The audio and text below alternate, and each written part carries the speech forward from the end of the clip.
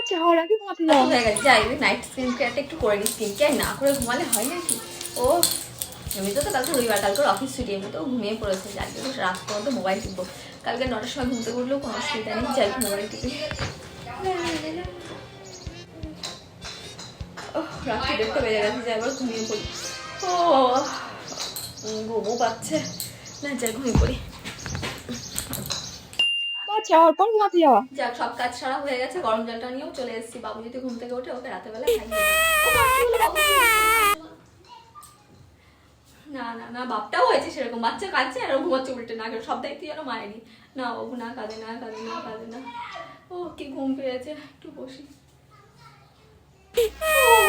বসাও যাবে না, এত মানে ঘুরতে হবে ওকে নিয়ে, বসাও যাবে না, কি ঘুম পেয়েছে। না বাবু না কাঁদে না, কাঁদে না, কাঁদে না। দেখতে দেখতে রাতে 2-3 বেজে গেলাম, কখন